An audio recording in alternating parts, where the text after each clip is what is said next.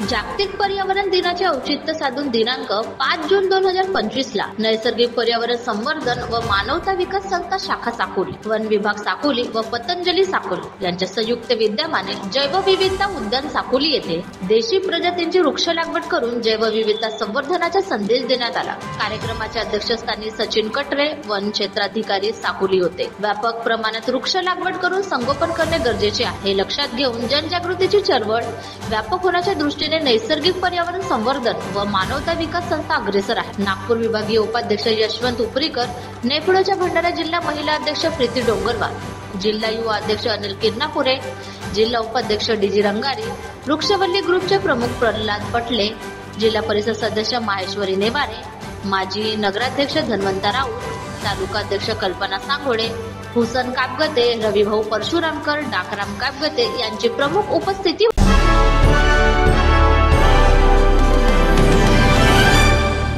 साकोली येथे पर्यावरण संवर्धन मानवता विकास या संस्थेतर्फे या ठिकाणी वृक्षारोपणचा कार्यक्रम 5 जून दिनी साजरा करण्यात आला। आपल्यासोबत आहेत साकोली विभागाचे आरएफओ कटरे साहेब। काय प्रतिक्रिया आहे आज पर्यावरण दिन साजरा करताना? आपल्याला काय वाटते, आपण काय संदेश द्याल? आज 5 जून 2025 जागतिक पर्यावरण दिन आपण संपूर्ण भारतातच नाही तर जगात साजरा करतोय। ह्या वर्षीच्या पर्यावरण दिवसाची थीम आहे जी 2025 5 जून 2025 पर्यावरण दिवसाची जी थीम आहे की से नो टू प्लास्टिक, म्हणजे आपल्याला प्लास्टिकला नाही म्हणायचं आहे, म्हणजे प्लास्टिकचा वापर कमीत कमी करायचा आहे।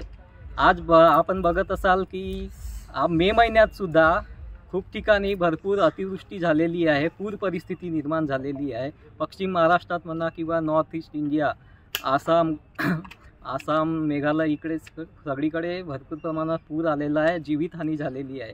त्या दृष्टीने पर्यावरणात बदल होत आहे। पर्यावरणाचा बदल कशामुळे होत आहे की पर्यावरणाच्या ऱ्हासामुळे होत आहे।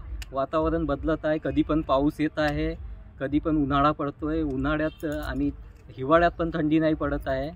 अरे पर्यावरणाचं चक्र बदलत आहे।